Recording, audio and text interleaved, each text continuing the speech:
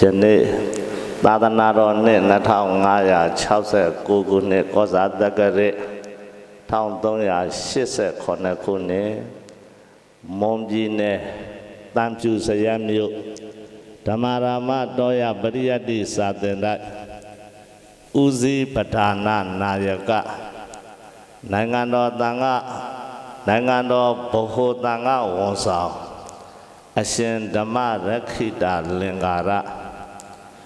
ပိဋကတဘုံအထူးဆောင်အရှင်မြတ်ဤ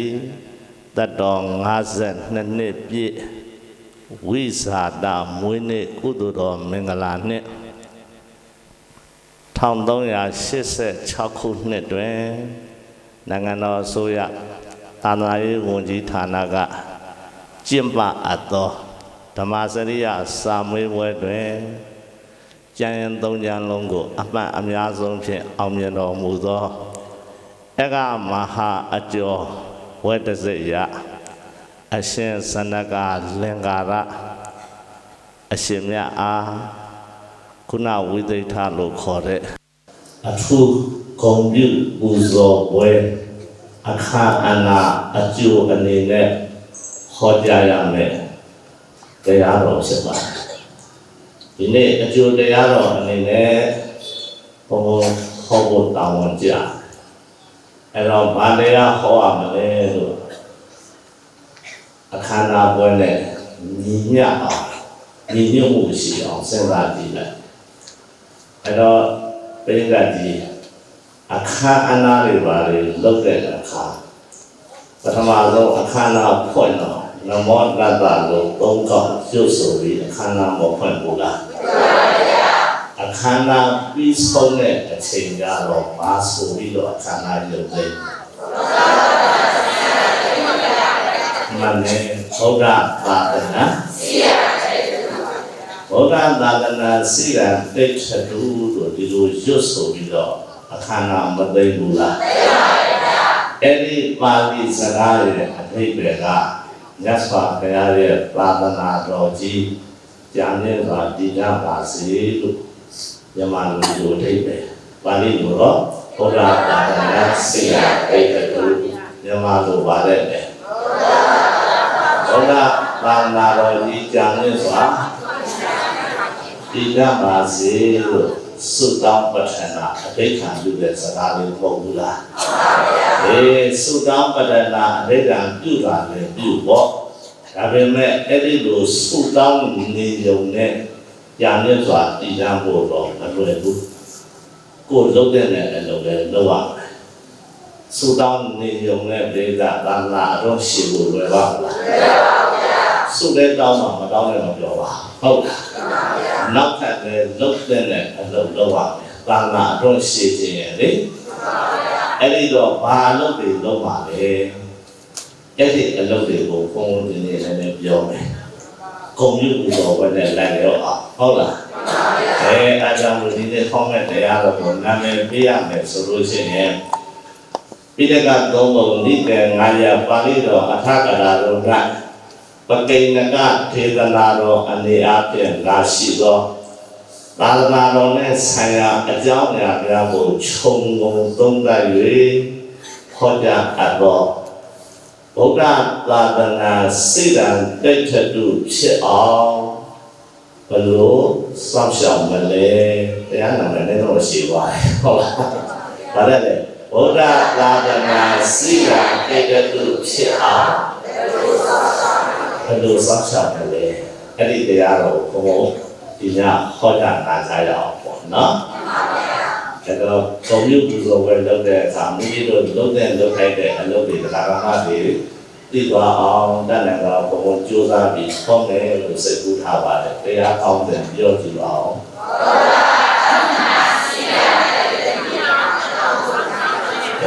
ဘုရားသာသနာစီရန်တိတ်ထလို့အခါသားတွေမှာစိုးနေကြတယ်စိုးရုံနဲ့တော့မပြီးသေးဘူးဘယ်လိုစောင့်ရှောက်မလဲဟုတ်ပါလားအဲ့ဒါလေးဒီညဟောထားရအောင်အဲ့တော့တရားမောပြီးတရားပိုင်ရှင်ဖြစ်တော်မူသောသဗ္ဗညုမြတ်စွာဘုရားတတ်တဲ့ကိုရောင်ရည်ကိုပဏာမ3ပါးနဲ့ရှိခိုးကြရအောင်ကာယပဏာမဖြစ်ဖို့လည်းကိုယ်တိုင်လက်ဥချလာကာယပဏာမခေါ်တယ်ဝ ကိုယ်တိုင်မိမိနှုတ်နဲ့ရွတ်ဆိုတာကဝစီဝနာမိမိရွတ်ဆိုလိုက်တဲ့ဂုဏ်တော်ကိုစိတ်နဲ့အာရုံပြုကြည့်လို့ကအဲဒီလိုခန္ဓာမှာ၃မျိုးနဲ့ရှင်းဖို့ထားရအောင်အဲ့တော့အထူးအားဖြင့်ကိုယ်တိုင်ဝစီဝနာမှာဖြစ်အောင်လူတိုင်းရတဲ့အခါအနာဖွင့်တဲ့အခါသုံးတဲ့နမောတတ္တဆိုတဲ့ဘုရားရှင်ကိုပါဠိတော်ကြီး၃ခေါက်ရွတ်ဆို၍ရှိခိုးကြပါဘုရားကောင်းလို့နမောတတ္တ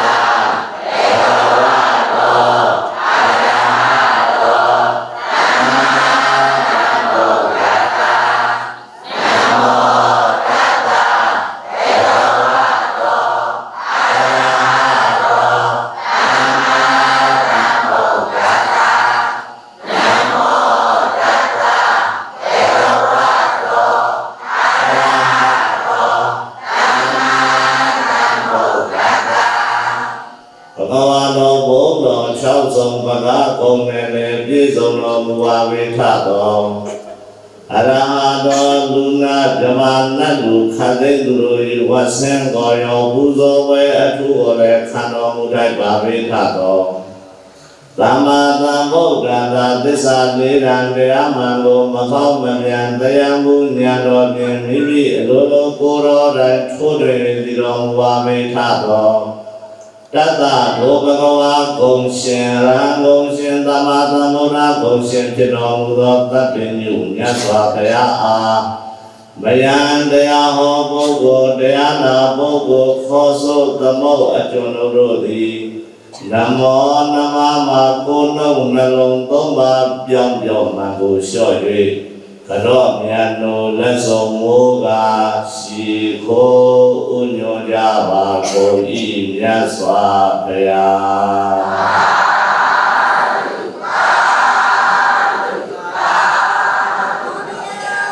တတ္တညမြတ်စွာဘုရားကိုရှိခိုးပြီးတဲ့နောက်ဒီနေ့ကျင်းများထားတဲ့ခေါင်းစဉ်ပေးထားတဲ့တရားတော်ဟောကြားနာကြားရမှာဖြစ်ပါလေ။ခေါင်းစဉ်လေးက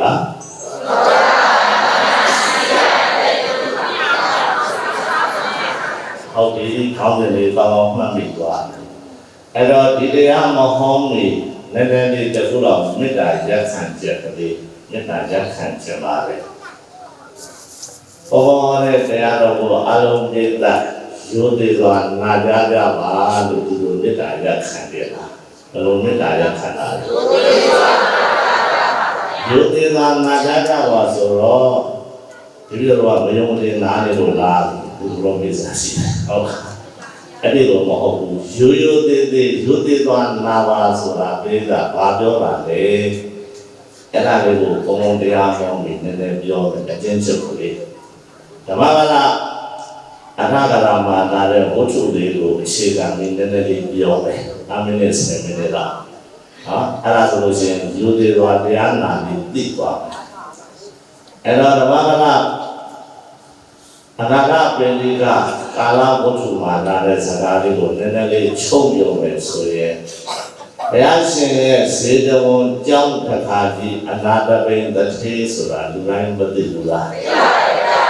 လောကုတ္တရာကိုအထူးအဖြင့်တမတ်တဖို့ရတာလေ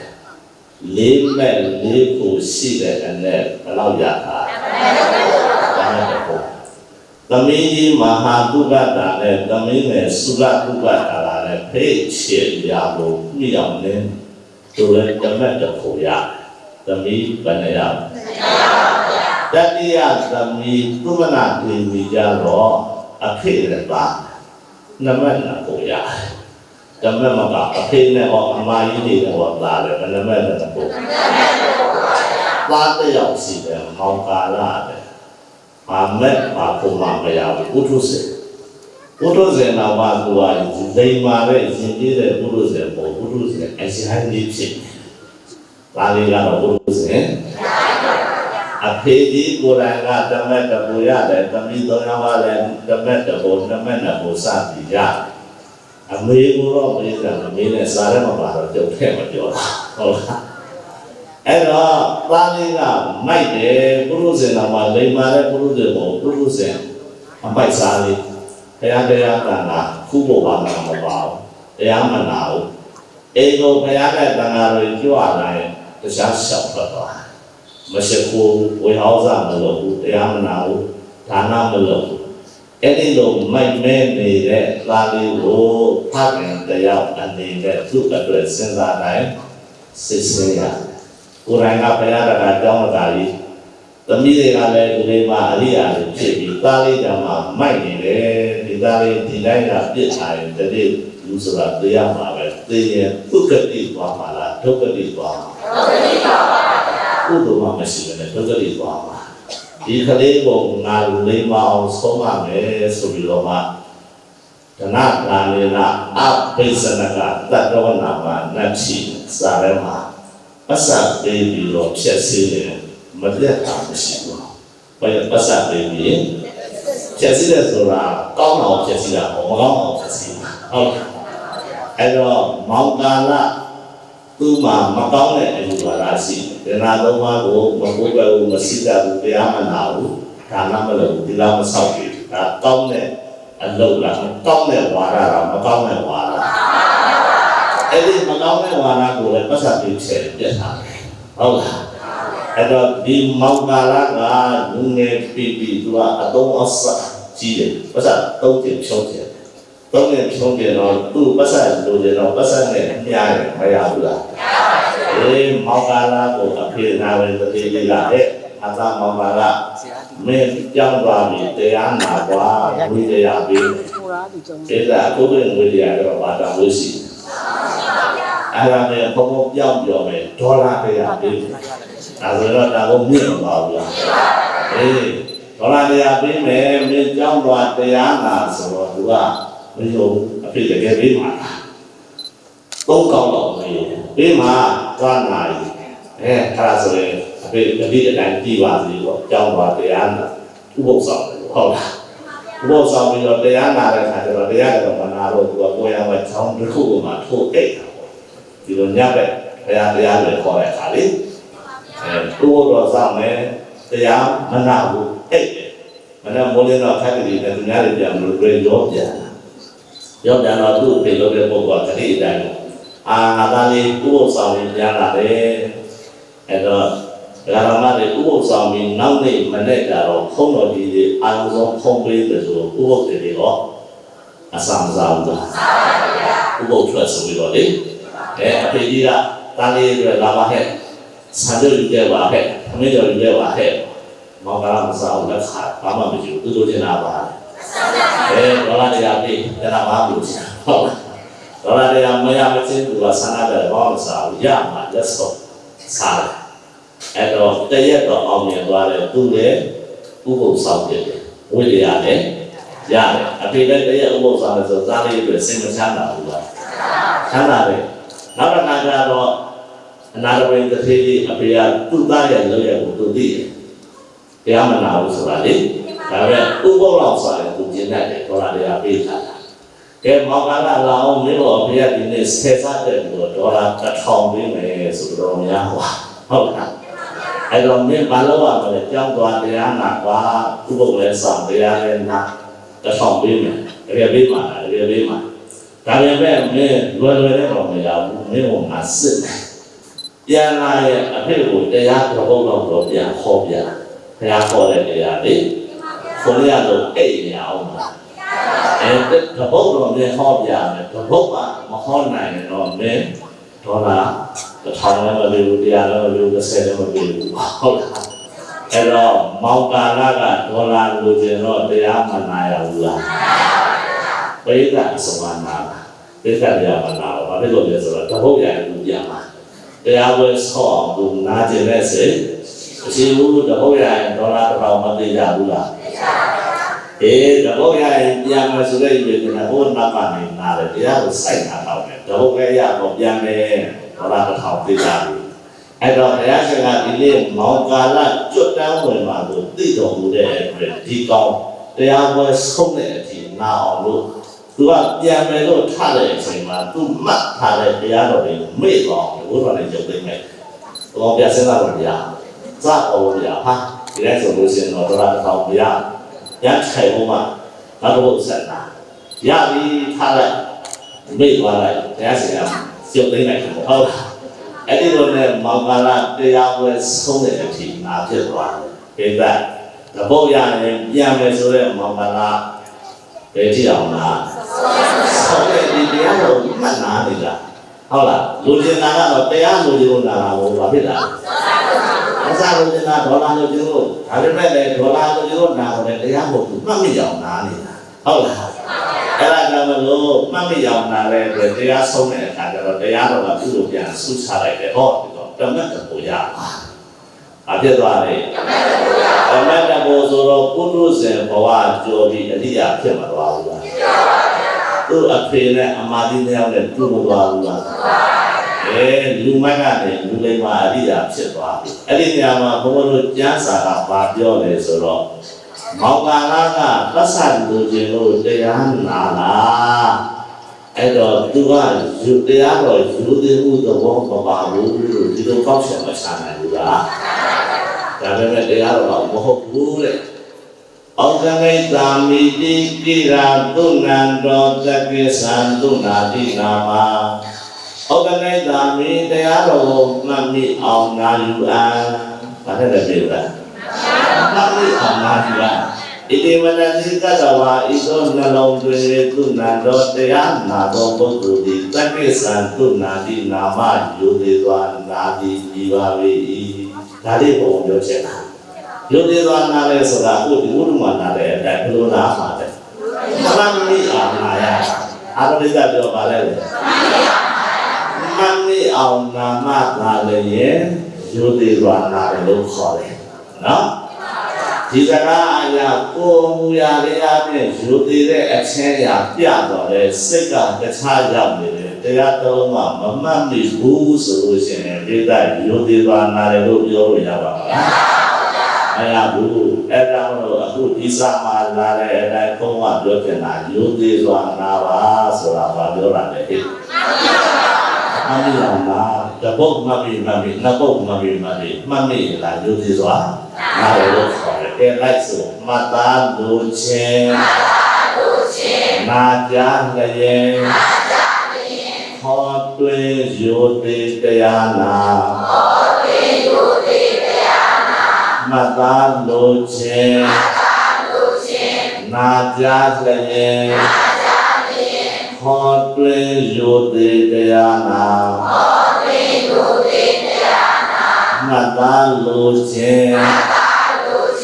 နာကြလျင်ဟောတွင်ယုတ်သေးတရားနာတော့တော့ဆိုရမတားလို့ခြင်းနာကြလျင်ဟောတွင်ယုတ်သေးတရားနာ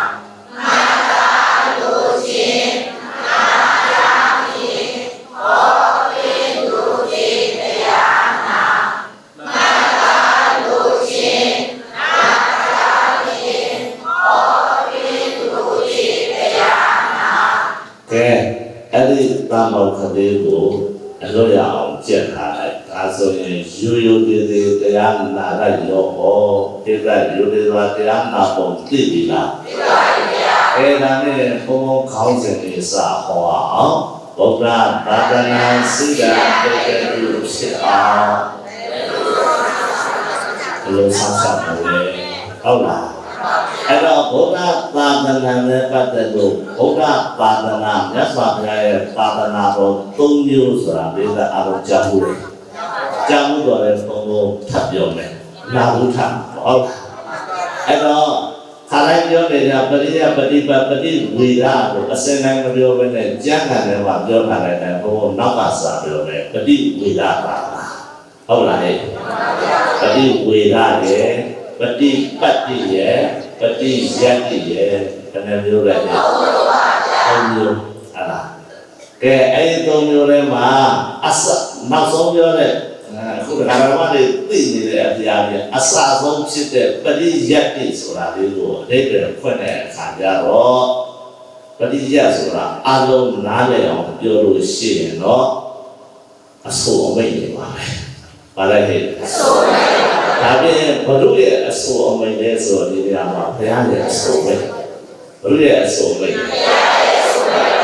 အဲ့ဒီ ဒီဖယားရဲ့အစောမင်းကြီးပတ်တန်းတင်ထားတာကပိဋကတော့ဘုမှာရှိတာဟုတ်ရဲ့ဘာမှရှိတယ်အဲ့ဒါတော့ကျမ်းဂန်ကပရိယတ်တိတိတိတိပိဋကနိတိတိပိဋကနိပိဋကသုံးဖို့ကိုပရိယတ်တိတိပရိယတ်ကိုခေါ်ပါလေဒီလိုပြောလိုက်တာနော်အဲ့တော့လွယ်အောင်ပြောလို့ရှိရင်ဖယားရှင်ရဲ့အစောအမိန့်တွေကိုပါခေါ်တယ်ပရိယတ်တိသာသနာ45ဝါကာလပတ်လုံးဟောထားတဲ့တရားတွေကပိဋကသုံးသုံးနေတဲ့9ရက်အင်္ဂါ9ရံဓမ္မခန္ဓာပေါင်း7လေးကအဲ့ဒါတွေကိုပါခေါ်တယ်ဟဲ့ပရိယတ်အားလုံးလည်းလိုက်ဆိုဗုဒ္ဓဖယားဟောခေါ်ကြမတ္တပရိယတ်ဗုဒ္ဓဖယားဟောခေါ်ကြမတ္တပရိယတ်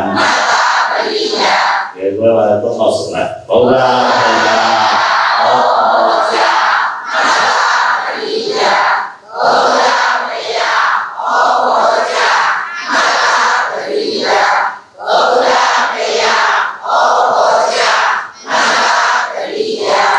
တ်ပရိယတ်ဆိုတာဘုရားဟောထားတဲ့ပိဋကသုံးဖို့ဆိုတာသိတော့ဟုတ်လားပฏิပတ်အလုံးနားလည်အောင်ပြောလို့ရှိရင်ပฏิပတ်တိပฏิပဒါ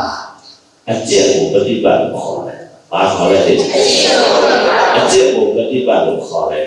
နော်။အကြတဲ့မှာ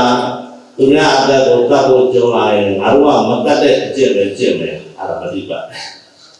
လိန်ပြောတဲ့ပုဂ္ဂိုလ်တွေငါတို့ကမလိန်တဲ့အကျင့်ပဲကျင့်မယ်အဲ့ဒါပฏิပတ်ဟုတ်လားဟဲ့ပฏิပတ်ဆိုတာအကျင့်ပဲဘုရားဘောင်းပြောလိုက်တဲ့အတိုင်းပฏิပတ်တိပฏิပဒါဒါပေမဲ့မြတ်စွာဘုရားကတော့အမြင့်ဆုံးသုံးခုကိုယူပြီးတော့ဟောထားတယ်သီလအကျင့်သမာဓိအကျင့်ပညာအကျင့်ဆိုပြီးတော့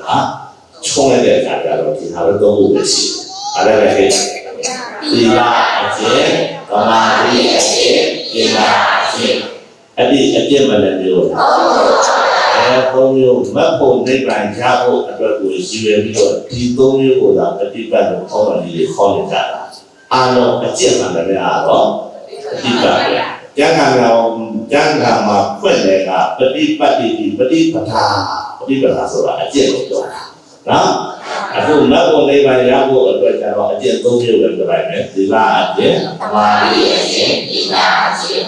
အဲဆိုသီလသမာသိပညာမတ္တပฏิပတ်သီလသမာသိပညာ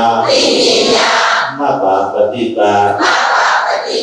ဘောတော့ဆိုလိုက်သီလသမာသိပညာမတ္တပฏิပတ်သီလသမာသိပညာမတ္တပฏิပတ်သီလသမာသိပညာသီလအကျင့်ကိုတော့ကိုဆောင်နေတာသမာဓိအကျင့်စိတ်တိဋ္ဌအကျင့်နဲ့ပညာအကျင့်အမှန်တည်းသိအောင်သိတဲ့အကျင့်အဲ့ဒီအကျင့်ကိုပါခေါ်တယ်ပฏิပတ်တိတာဟုတ်လားဟဲ့နောက်ဆုံးအကျင့်ဖြစ်တဲ့သစ္စာ၄ပါးသိဖို့ကိုပฏิဝေဒလို့ခေါ်တယ်ပฏิဝေဒောဒီသစ္စာပฏิဝေဒောသစ္စာသိတာကိုပါခေါ်တယ်ပฏิဝေဒအဲ့ဒီသစ္စာသိဖို့အတွက်ကြတော့မဉ္ဇဉ်ပညာရမှာသိတာဟုတ်ဗျာအဲ့ဒါတော့မလေးပါခိုလေးပါရတာကိုပฏิဝေဒနောက်ဆုံးဟုတ်လားလေသာသနာ့ရဲ့အနေနဲ့ပြောတာသာသနာ့ပအနေနဲ့ဆိုလို့ရှိရင်ဇာအပိနေကိုလည်းပฏิပတ်လို့ထည့်ပြောတာအခုသာသနာ့တွင်ကြာမဖို့နိဗ္ဗာန်ရတာကိုရည်ရွယ်ပြီးပြောမယ်ဆိုရင်သစ္စာ၄ပါးသိစေတတ်တဲ့မလေးပါကိုလေးပါကိုပါပါတယ်ပฏิဝေဒပါတော့လေပฏิဝေဒခုနောက်ဆုံးအနေပြန်ပြီးပฏิဝေဒဆိုတာဘာလဲဆိုရင်သစ္စာလေးပါသိခြင်းအားလုံးပြောလိုက်စမ်းအဲ့ဒီသစ္စာလေးပါသိဖို့အတွက်ကမဉ္ဇဉ်ပညာရမှာသိတယ်ကြားနေတယ်မသိဘူးဟုတ်လားအဲ့တော့သစ္စာလေးပါသိခြင်းလို့မပြောနဲ့မတ်ဖို့နိဗ္ဗာန်ရခြင်းလို့ပြောရင်လည်းအတူတူပဲဟုတ်လားဟဲ့အဲ့ဒီပฏิဝေဒနောက်အလျာဟာပြောပါလေပฏิပတ်ပฏิပတ်တိကပฏิပတ်ဆိုတာဘာလဲအကျင့် ဘာပြည့်နေတဲ့ဟဲ့ဒီပါအရင်အမှားပြည့်ရဲ့တဏှာပတိဝေဒောစာပฏิပတ်တိစာဟောတိပိနာဟောတိပိကြာကများမှာပရိယတ်ပေါ်ထားတာတော့ပြီပฏิဝေဒနာနဲ့ပฏิပတ်ကလောကဒီမှာတစ်ခါတလေရှိတယ်တစ်ခါတလေကြောက်သွားတယ်နော်ဧကသမေနိကာလေပฏิဝေဒကရာဘိက္ခုဘောဟောတိတဲ့တစ်ချိန်တော့ဆိုလို့ရှိရင်တစ်ချိန်တော့ဆိုတော့ဘုရားရှင်ကိုယ်တော်ပူဇော်တော့ကိုယ်တော်ပူတဲ့အချိန်မှာဆိုကြပါစို့ဟုတ်လားတတ်တော်ချင်းရှာဒီနေ့မှာသံဃာသာအဲ့ဒီတစ်ချိန်တော့ဆိုရင်ပฏิဝေဒကရာဘိက္ခုတဲ့ပฏิဝေဒပြုလုပ်တဲ့ယဟန်နေကဲနည်းနည်းလေးစံမယ်ဆက်ပြောပါလို့ရှိရင်ဘယ်ကအတိနည်းနည်းခတ်ပါဆိုပฏิဝေဒဆိုတာဘာလဲသစ္စာလေးပါးပြုလို့တနည်းအားဖြင့်မတ်လေးပါးကိုလေးပါးရတာပါဆိုလေပฏิဝေဒဟုတ်လားဟဲ့သစ္စာလေးပါးသိတာဘာနဲ့သိတာလဲမတ်ညာပုံညာနဲ့သိတာဟုတ်လားဟဲ့အဲ့တော့အဲ့ဒီသစ္စာလေးပါးသိတဲ့ပုဂ္ဂိုလ်တွေအရေးအကွက်တွေများလာတယ်ဆိုရင်ပฏิဝေဒသာသနာထုံးတာကိုခေါ်တယ်ဒါကသစ္စာလေးပါးသိတဲ့ပုဂ္ဂိုလ်တွေအရေးအကွက်များလာကိုပฏิဝေဒသာသနာထုံးတာသစ္စာလေးပါးသိတဲ့ပုဂ္ဂိုလ်တွေမရှိဘူးမလေးပါးကိုလည်းမရှိဘူးဆိုလို့ရှိရင်ပฏิဝေဒသာသနာထုံးတာကိုပြောက်ဟုတ်လားလောကကြီးမှာအဲ့ဒီပฏิဝေဒသာသနာတစ်ခါရောက်ရှင်သိများတယ်တဲ့ပฏิဝေဒသာသနာဘိက္ခုဘုံဘုံကြီးကျမ်းဂန်ကပฏิဝေဒသာသနာထုံးရတဲ့အချိန်သိများတယ်တဲ့ဘလောက်များလဲဧတဘိက္ခုပုထုဇနောတိအင်တို့လေအတာတဲ့တော့ဗတ္တိတာဘောဟောတိဒီယဟန်ကပုထုဇဉ်မဲ့လို့လက်ညှိုးထိုးပြလို့ရတယ်လက်ညှိုးထိုးပြလို့ရတယ်ဆိုတာနည်းဆိုတာများလို့ပုရုษဆိုတာနည်းတယ်အရိယာတွေများနေတာဟုတ်လားအရိယာတွေများနေတာဆိုတာဘာသာသနာတွေထုံးကားနေတယ်အတိဝေဒသာထုံးကားတာဟောတဲ့ဓမ္မတဘုရားဓမ္မတဘုဒ္ဓဘုရားတွေဘောတဲ့ဓမ္မတဘုရားမယ်တဲ့ပုရုษဆိုတာအမှန်ရှားတယ်လက်ညှိုးထိုးရလို့ရတယ်တဲ့အဲ့တို့တွေတခါတည်းကဓာတ်တွေတော့သိတာဧကသမေနိကတိပသမေယဝဒီပေတဲ့ဒီကျော်ဒီကျော်ဆိုတာပြတဲ့ဒီကျမ်းကြီးလားဒီလေးကငါလို့ခေါ်တယ်ဒီဘောလာစာဒီတကအထက်ကရာတွေကိုအခုဖြစ်နေတာဆမဘောရောတာဒီဆိုကရေးလာတဲ့စာလို့ဒီမှာသမေဒီပေဆိုတာဒီကိုကျော်ဒီကိုနိုင်ဒီလေးနိုင်ဟုတ်လားဒီမှာသမေဝဒီပေတဲ့ဤကျိုးနိုင်ပင်တဲ့နော်အဲ့ဒီကျိုးနိုင်တဲ့ပုထုဇဉ်ဆိုတာမရှိတော့ပဲအရိယာတွေများတယ်တစ်ချိန်လုံးကလေတစ်ချိန်လုံးကသိလေးလည်းလာလို့ခေါ်တဲ့ဒီဟိုကျော်မှာအရိယာတွေရှိတာရှိတယ်အရိယာယဟန်တွေရှိတယ်ပုထုဇဉ်ယဟန်လို့မရှိဘူးအရိယာယဟန်တွေကြီးပဲဆိုတာအဲ့ဒါဘာသာနာထောင်းလာနေတာပฏิဝေဒနာထောင်းလာနေတာဝိသကေကျော်မှာတဲ့တစ်ချိန်လုံးကဟုတ်လားဟဲ့တမိုင်းမှာစာနေတာကျောင်းတွေမှာလည်းအဲ့ဒီကိုပုထုဇဉ်များမရှိပဲအရိယာယဟန်တွေပဲရှိတယ်လို့အဲ့ဒီအချိန်လို့ရှိရင်ကောင်းပါဒါပေမဲ့တမိုင်းမှာမနာမရှိဘူးဟုတ်လားဟုတ်လားဒါပေမဲ့ခင်ဗျားတို့အခုတန်ပြူစရဓမ္မရာမတော့မှတော့မှတ်တမ်းတယ်လို့ရပါပြီ။မှတ်တမ်းတယ်အဓိကလည်းပြင်လာတော့အဲ့ဒါမှဆိုရင်မှတ်တမ်းတယ်လို့ရပါဟုတ်လားနောက်နေ့30 30တော့ကြာလာမယ်ဆိုရင်တစ်ချိန်ကတို့ကြောင်းမှာအဲ့ဒါမှပြောဆိုတာရှိရတယ်အတိုင်းပြန်သွားဘူးလားဟုတ်လားစာထဲမှာတော့ဒီလေးနဲ့ငါလို့ခေါ်တယ်ဒီဝန်နိုင်မှာဧကဝါလာတစ်ချိန်လုံးပါလို့သူတို့ဇင်ညာမရှိဘူးအရိယာတွေကြီးကရှိတယ်အာသနာထောက်ရလာတယ်ဒီဝိဒါနာထောက်ရတာကဲနောက်ပိုင်းကျတော့အရိယာတွေကဘာမှမရှိတော့ဘူးဆိုရင်ဘာသာနာပြတ်သွားတယ်ဒီဝိဒါနာထောက်ရတာလောကကြီးမှာပฏิဝေဒသာနာကထုံးလာတာလည်းရှိတယ်ပြတ်ွယ်လာလည်းရှိတယ်ဒါပေမဲ့အဲ့ဒါအားမဟုတ်တယ်ဟုတ်လားထုံးလာတော့ပိုကောင်းတာပေါ့ဟုတ်လားပြတ်ွယ်သွားတယ်ဆိုလို့ရှိရင်အားမဟုတ်တယ်ပြန်ခေါ်ရတယ်ဟုတ်လား ဘယ်သာသနာပြောနေတာလဲဒီအတိဝေဒသာသနာကိုပြောနေတာနောက်ကအလေယသာသနာတော့မဲ့ပฏิပတ်တိသာသနာပฏิပတ်တိသာသနာဆိုတာအကျဉ်းဆုံးလေးကျင်တာဒီကအကျဉ်းမာနည်းအကျဉ်းအဲ့ဒီပฏิပတ်တိသာသနာတစ်ခါလေးတော့ရှင်သူရဲ့ထောင်းတာလေအဲ့တော့ဒီသီလအကျင့်သမာဓိအကျင့်ပညာအကျင့်ဆိုတာကသူတို့ကသက်ရှိမဟုတ်တဲ့အတွက်သူတို့ကိုကိုယ်တယ်ထောင်းကားတယ်တိုးွားတယ်နည်းသွားလို့ပြောလို့မရဘူးအဲ့ဒီအကျင့်ကျင့်တဲ့ပုံကိုပြောတာအဲ့ဒီအကျင့်တော်မှာကျင့်တဲ့ပုံကိုအများကြီးရှိတယ်ဆိုရင်ပฏิပတ်တိသာသနာဟုတ်လားအဲ့ဒီအကျင့်ကျင့်တဲ့ပုံကိုတရားမှမရှိဘူးဆိုရင်ပฏิပတ်တိသာသနာကြောက်လာဟုတ်လားအဲ့တော့ပฏิပတ်နဲ့ပฏิဝေဒဆိုတာအဲ့ဒီလိုတစ်ခါတည်းထုံးထားတယ်တစ်ခါတည်းကြောက်ွယ်သွားတတ်တယ်တဲ့ထုံးထားတာလည်းရှိတယ်ကြောက်ွယ်တာလည်းရှိတယ်ဟုတ်လားဒီလားသမာဓိပညာအကျင့်တွေကျင့်နေတယ်တရားဖြင့်ဒိဋ္ဌာတွေမှာတရားထိုင်တဲ့ပုဂ္ဂိုလ်တွေများနေတယ်ဆိုရင်ဒါဘာသာနာထုံးတာပฏิပတ်တိတရားထိုင်တဲ့ပုဂ္ဂိုလ်တရားမှမရှိဘူးတရားတဲ့ပုဂ္ဂိုလ်မရှိဘူးတရားစောင့်နေတဲ့ပုဂ္ဂိုလ်သမာဓိဘာဝနာပွားများတဲ့ပုဂ္ဂိုလ်မရှိဘူးဆိုရင်ဒီလိုသာသနာပြပါဟုတ်လား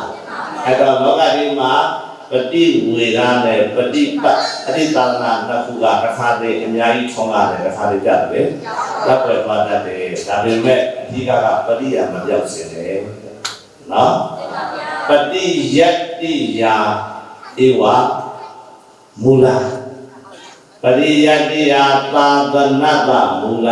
နဲ့ပရိယတ္တိတာရဲ့သာသနာတော်ရဲ့မူလပရိယကြောက်သွားစေတယ်ခုနကပฏิပတ်နဲ့ပฏิဝေဒကပျောက်သွားရင်ပြန်ခေါ်လို့ရတယ်ပရိယပျောက်သွားရင်ခေါ်လို့မရတော့ဘူးပရိယဆိုတာပါပဲဒီတကလုံးဘောလောပြောရင်ဘုရားရှင်ရဲ့အစောအမိတ်ဘုရားရှင်ရဲ့အစောအမိတ်ကိုခေါ်တဲ့ပိဋကသုံးပုံသင်္အန်လေးကျက်တဲ့ပုဂ္ဂိုလ်တွေများတယ်ဆိုရင်ပရိယတ္တိသာသနာထုံးကားနေတာသင်္အန်လေးကျက်တဲ့ပုဂ္ဂိုလ်တယောက်မှမရှိဘူးဆိုရင်ပရိယတ္တိသာသနာတော့မှာစာအုပ်လေးရှိတာပဲဗျာစာအုပ်ကြီးအများကြီးရိုက်တာစာအုပ်ကကိုထိုးပါဆိုတဲ့ကြောက်စာတွေနဲ့ထားကြောက်စာတွေနဲ့ပဲထားတာစာအုပ်နဲ့ပဲထားတာဒီအခါတွေကို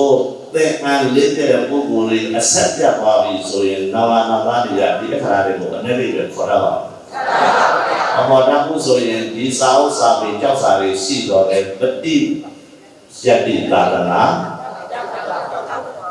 ကြောက်ကြတာလားထုံးထားတာဟုတ်ကဲ့ဟုတ်လား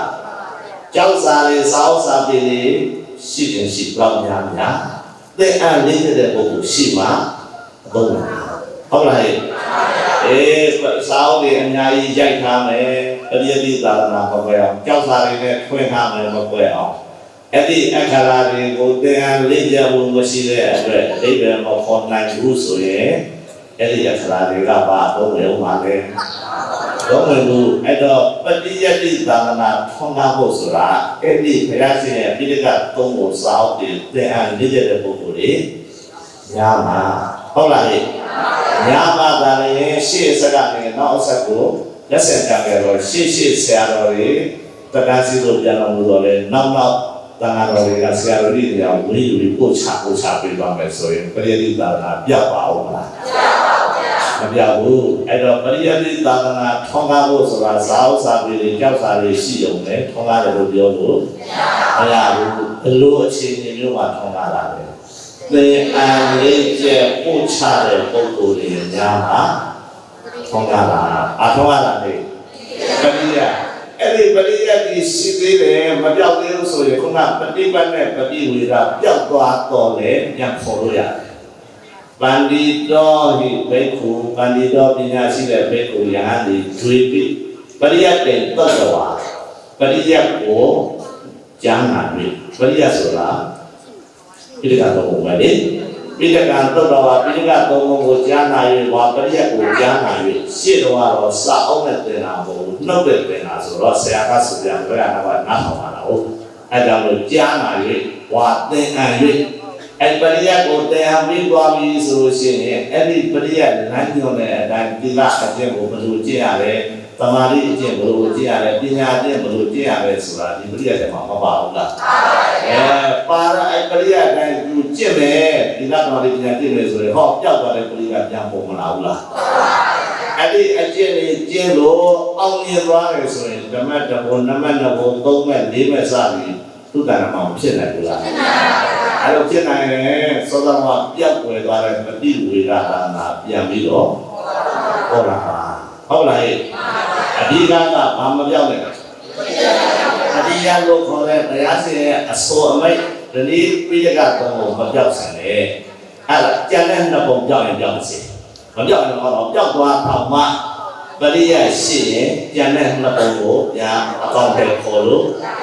မရဘူးလားဟဲ့အဲ့ဒါကိုပြောလို့ကျမ်းဂန်များမှာဥပမာလေးတစ်ခုပေးထားတယ်သိတ္တထမင်းသား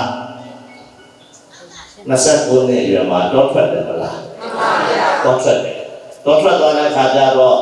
တောသာထွက်သွားတယ်တရားအထုတ်ပြီးဘယ်သိတရားတော့လေမသိတော့အာလာကယသိလို့ခေါ်တယ်ယသိကြီးတယောက်ကသူကအခုခေတ်ရိတ်တာလို့သူကရိတ်တာကြီးပို့ချတယ်တရားစခန်းတွေပြဒါပေမဲ့သူတို့ကလောကီတရားပေါ့ဟုတ်လားတေတ္တမင်းသားအဲ့ဒီကိုရောက်သွားတယ်တေတ္တမင်းသားသူယသိဝိပြီးတော့ဟုတ်လားအဲ့ဒီရောက်သွားတော့အဲ့ဒီမှာတပည့်ခိုင်းတဲ့အခါကျတော့လောကီဆန်10ပါးရှိတဲ့အနက်9ပါးရပါတယ်အပြည့်ဆရာကြီးကပထမဇန်ကိုရအောင်အထုတ်ပြီးပြောတယ်အထုတ်ပြီးဆိုတာပရိယတ်ခေါ်တယ်အထုတ်ပြီးပရိယတ်ဘာခေါ်လဲပရိယတ်ဟောအလောင်းတော်ချက်ချင်းအထုတ်လိုက်တာအထုတ်တာလည်းပါတယ်ပฏิပတ်ပထမဇန်ရပါတယ်အဲ့ဒါပါတယ်ပฏิဝေဒကိုယ်တော်ဒုတိယဇန်တတိယဇန်သဘောဇန်ဇန်9ပါးအထုတ်ပြီးကိုဟောသင်ပေးလိုက်တယ်အဲ့ဒီအာလာဆရာကြီးကသင်ပေးတာဗာသင်ပေးတာလည်းပရိယတ်သင်ပေးတာဘာခေါ်လဲပရိယတ်အဲ့ဒီပရိယတ်ကိုခေါ်တဲ့နီလာတိုင်းဘုရားတော်ကကျင့်လိုက်တဲ့အခါကျတော့ကျင့်လာပါလေရသွားတယ်ဇန်9ပါးရသွားတယ်အဲ့ဒါဘာခေါ်လဲဘာမှမအချိန်မှာဒါဇန်တွေကိုပရိဝေဒလို့ပြောရတာဟုတ်လားအေးအဲ့ဒီလိုနဲ့ဘုရားတော်ကဆရာကြီးရထားတဲ့ဇန်9ပါးကိုခဏလေးရသွားတယ်ဆရာကြီးကအကုန်ပဲလားထပ်ပြပေးဦးအကုန်ပဲကွာမသိတာဟာကျွန်တော်ကဒါလို့ကျင်တော့မဟုတ်ဘူးမသိတရားလို့ဖြစ်တာဟုတ်လားအဲ့တော့နောက်ဆရာရှောင်းတယ်တရားတော်အဲ့ရလာတယ်ထွက်ဟာမထွက်ပါနဲ့အဲ့ဒီမှာမင်းဆရာဖြစ်ခတ်တယ်မရဘူးမသိတရားဆရာကထွက်သွားပြီနောက်အဲ့ဒီဆရာကြီးရှိကနောက်ဆုံးဆရာတစ်ခုသူမရဘူးဘာဖြစ်လို့မရတာလဲအထုံးပြီးပြန်ဆရာကြီးကမပေးနိုင်ဘူးမပေးနိုင်တာဆရာကြီးကဆရာသားဆရာတော်ကိုသူလည်းမသိဘူးဟုတ်လားဟဲ့မသိဘူးအဲ့တော့သူပရိယမသိတဲ့အတွက်မကျင့်နိုင်ဘူးမကျင့်တဲ့အတွက်နောက်ဆုံးဆံပရိဝေဒမရဘူးဟုတ်လားအဲ့ဒါနဲ့နောက်ဆုံးဥဒကယတိပြန်ရောက်သွားတယ်ဥဒကယတိရတဲ့တရားစကားတွေပို့ချတော့ဝင်ပြီးတော့ပြည်လာပထမ9ဆံရခဲ့တယ်အဲ့ဒီ9ဆံနဲ့ဒီကြောင့်ဒီသင်္ကန်းကပို့ချတဲ့9ဆံတိုက်ပြီးတော့တူးနေဟာဟုတ်ပြီတူပဲနောက်ဆုံးဆံတွေမရသေးဘူးဆိုတော့အဲ့ဒီဥဒကယတိဟာအဲ့ဒီနီလာငါသိတယ်ငါပို့ချနိုင်တယ်အားရတယ်ဆိုတော့နီလာလေးပြလိုက်နီလာပြတာဘာခေါ်လဲပရိယနီလာပြတာဘာခေါ်လဲဟောအဲ့ဒီနီလာနဲ့သိရောဘုရားတော်ကချက်ချင်းအားထုတ်လိုက်တယ်အားထုတ်တာပါရပါတယ်နောက်ဆုံးဆံဘာခေါ်လဲပရိဝေဒအဲ့တော့ပထမရိတ်တာမှာနောက်ဆုံးဆံမရတာဘာဖြစ်လို့မရတာလဲနီလာမသိလို့တရားပြင်ပရိယမရှိဘူးမရှိလို့လည်းနောက်လေးသာကြတော့ဒီနာပေးလိုက်တယ်ပရိယပေးလိုက်တယ်ပရိယပေးကတော့ချက်ချင်းအားထုတ်တော့ချက်ချင်းရမှာပါလားချက်ချင်းအားထုတ်တာကစတိကရသွားတာကနောက်ဆုံးဆံရပါတယ်အဲ့ဒီဥပမာကဥပမာလို့တာနော်ဒါကာလပါဆိုတာလောကီတရားခေါ်တယ်အဲ့တော့ဘုရားကောင်းတော်မှာတဲ့ဘုရားမဖြစ်ခင်တော့ဘုရားမဖြစ်ခင်တော့တို့ဘုရားကောင်းမှာဆရာတော်ရှိတယ်ပါဆရာလို့ဆိုအာလာတဲ့ဥဒကတတိယလို့ဒါဘုရားတော်ရဲ့ဆရာတို့တော့လည်းအဲ့ဒီဆရာကလောကီအရာမှာလာဆရာလောကုတ္တရာတရားအရာမှာဘုရားတော်မှာဆရာမရှိဘူးသူ့အလိုသိတာဟုတ်လားဟဲ့အခုလောကီအရာမှာဆရာတော်ရှိတယ်အဲ့ဒီဆရာကြီးကဇာဆရာမျိုးရှိကဇန်ရှိမျိုး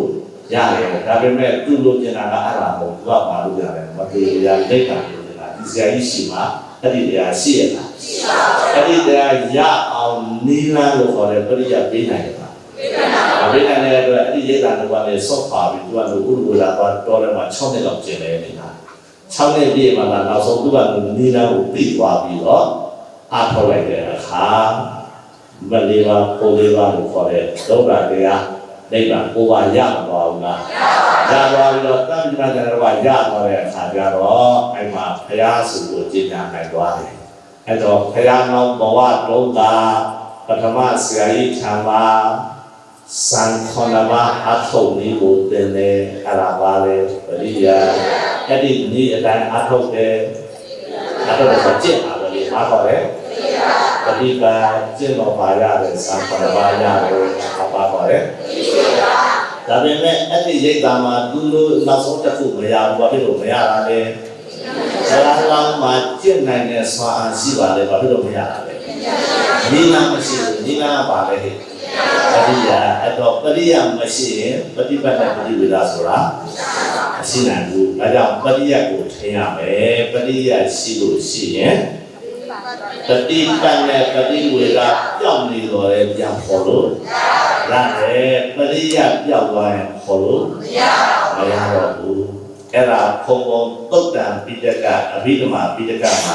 လာတဲ့တရားတွေကိုချုပ်ပြီးတော့ပြောတာနော်အခုတကဝိနည်းပိဋကမှာလာတဲ့အကြောင်းအရာကိုပြောတယ်အဲ့တော့မပြောမီအခုသုတ်တံနဲ့အဘိဓမ္မာပိဋကပါသုတ်ပါထေယအထာဂရနဲ့ဝိပင်းအထာဂရမှာလာတဲ့တရားတော်တွေအရာပိသာသနာ3ရက်တို့တွင်အခုပရိယတ်ကအရင်ကကြတယ်ဆိုတာနားလည်ပါပြီလားပฏิပတ်နဲ့ပฏิဝေဒရောက်ချင်ရောက်ပါစေပฏิပတ်နဲ့ပฏิဝေဒတဲ့ရှင်တော့အထောင်းကားတယ်အချိန်တစ်ခါတည်းကြလို့ရှိရင်ပြောက်ပါတယ်ဒါပေမဲ့ဘာမပြောက်ဘူးလို့အရိယာမပြောက်နဲ့ပฏิယမပြောက်သေးဘူးဆိုလို့ရှိရင်ပฏิပတ်တိသာသနာနဲ့ပฏิဝေဒသာသနာပြောက်သွားတော့လေပြန်ခေါ်လို့ရတယ်ဒါကြောင့်ဘုရားအရင်ကကြနေတယ်အရင်ကကြနေအဲ့ဒီပฏิယသာသနာထုံးကားအောင်သင်အပ်တဲ့ပုဂ္ဂိုလ်ပုချတဲ့ပုဂ္ဂိုလ်များမှာဖြစ်ပါဟုတ်လားဟဲ့အခုဝိနည်းပိဋကကလာတဲ့ဟာတွေကိုဘုံဘုံပြောမယ်ဝိနည်းပိဋကမှာသာသနာ3ရက်တို့တွင်ပရိယမူလဖြစ်ပုံကိုဘုရားနဲ့စတယ်ဆိုတာအရင်ကစပြောတယ်အဲ့တော့ဒီတိရိစ္ဆာန်တို့ခေါ်တဲ့ဒီဝန်နိုင်ငံမှာတစ်ချိန်လုံးကယမနတိတ်တာဘေးဆိုတဲ့ဘေးဆိုပြီးဖြစ်တယ်ဘလို့ဘေးလဲဆိုတော့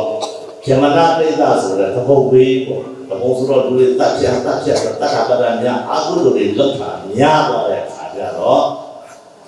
တိုင်းပြည်မှာအကုသိုလ်တွေများတဲ့အခါကျတော့မိုးရတယ်မှာတော့ဘာမှမိုးရတော့မိုးမရတဲ့အတွက်သိနိုင်တဲ့စိတ်လို့လေမရ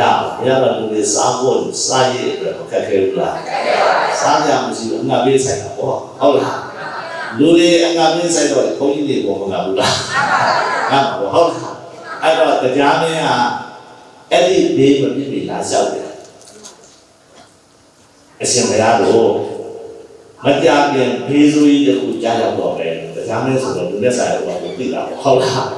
ဘေးဆိုးကြီးတစ်ခုကြားတော့မယ်ဗြဟ္မဏတိတ်္တသံဃာတိတ်္တတော့ဘေးဆိုးကြီးကြားတော့မယ်အဲ့ဒီဘေးဆိုးကြီးကြောက်ရှင်မိုးခေါင်လိုက်မယ်နာတမဒီလိုဟောတဲ့တွေမိုးရမှာမဟုတ်ဘူးမိုးမရတဲ့အတွက်ဘာဝတိကနေစလို့ပြောလို့မရဘူးအဲ့ကြတော့အရှင်ဘုရားတို့စာရေးတော်ကြီးခက်လိုက်မယ်ပစ္စည်းတွေပါနဲ့ခက်ခဲလိုက်မယ်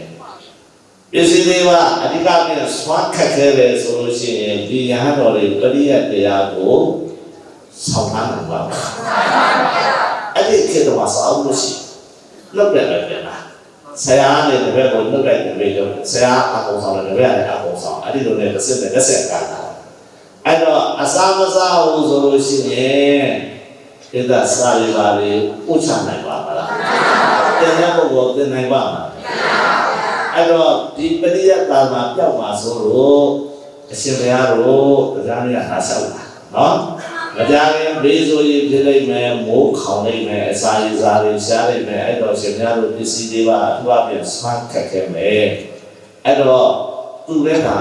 စာရည်စားပေါ့ဘာပဲပင်းစင်းနေတယ်သူကုညင်နေတာလည်းတော့ပြီးတယ်ဘာကုညင်လဲဆိုတော့တရားမင်းကဖောင်ကြီးတစ်ခုဖန်ဆင်းတယ်အဲ့ဒါဘာလဲလဲဖောင်ဖန်ပြီးတော့မှအဲ့ဒီ ဒီကိုကြွားနေပြီးတော့မှသမုဒ္ဒရာကိုလွန်လိုက်လို့ရှိရင်အိန္ဒိယနိုင်ငံရှိတယ်အဲ့ဒါကိုပရသမုဒ္ဒရာလို့စာရမခေါ်တယ်သမုဒ္ဒရာဘုရားကအိန္ဒိယနိုင်ငံကိုကြွကြပါဘာနဲ့ကြွရမလဲဆိုတော့ဖောင်းဖန်ပြီးထားတယ်ဖောင်းစီမှာပြီးတော့ဒီဖောင်းကတက်ပြီးတော့ကြွပါတကယ်လို့များဖောင်းမဆန်ဘူးဆိုရင်ရတဲ့တက်တုံးအပိုင်းစားပြည့်ချက်ကလေးတွေစီတော့လာသွားကြသမုဒ္ဒရာမှာဘာမှအန္တရာယ်မဖြစ်အောင်ပြီးတော့တာဖို့ဆိုတယ်သူစွမ်းနေတာပဲစွမ်းနေတယ်ဟုတ်လားအစားတော့ဘောတော့မလုပ်နိုင်ဘူးလေခင်ဗျာလေနော်အဲ့တော့ဖောင်းနဲ့ကြွားတဲ့ပုံကကြွားဖောင်းမစားလို့ရှိရင်တက်တုံးတက်ပိုင်းစားတွေပြည့်ချက်တွေအဲ့ဒါတွေတက်စီပြီးတော့မှဘုရားကရောက်ကြွားသမုဒ္ဒရာထဲမှာအန္တရာယ်မဖြစ်ဘူးသူ့ရဲ့နတ်တကူနဲ့ဆောက်ရှောက်တဲ့တောင်းယူပဲအဲ့ဒီလိုရှောက်ထားတဲ့အရာယဟန်တော်တွေသမုဒ္ဒရာစေကံကိုကြွားတယ်ကြွားလို့လေဘယ်အိန္ဒိယကကြွားတယ်အစာရရှားမှာဟုတ်လားအဲ့ဒီမှာတတိဘိက္ခု60တော်ယဟန်တော်များကမြစ်စိတ်ကြောင့်ဆုံးဖြတ်ချက်ပြောင်းသွားတယ်ဣဒေဝဟောတော်ဝါတေပိတကရခိတာမိအဲ့ဒီတိရိလည်းကဒီကိုကျွမ်းပါပဲနေပြီးတော့ငါတို့တေပိတကရခိတာမိပိဋကသုံးပုံကိုစောင့်ရှောက်မယ်900တော်ယဟန်တွေကတော့ပူသွားတယ်ဒီကငါကလည်းအိန္ဒိယဘလောက်ပူသွားတယ်900တော်ယဟန်တွေကတော့ပူသွားတယ်ဗြဟ္မဏဆောင်ထားတဲ့60တော်ယဟန်တွေကတော့အခုကိုဒီနိုင်ငံမှာနေပြီးငါတို့စောင့်ရှောက်တယ်နော်ရှိတာစားမယ်ကွာတခြားတော့မသွားတော့ဘူးဆိုပြီးဘာလို့ဘာကြံနေ60တတိဘိက္ခုဘာလို့မလဲဟဲ့တေပိတကရခိုက်တာမိပိဋကသုံးပုံကိုဆောက်ရှောက်မယ်ပိဋကသုံးပုံဆိုတာဘာသာနာလဲ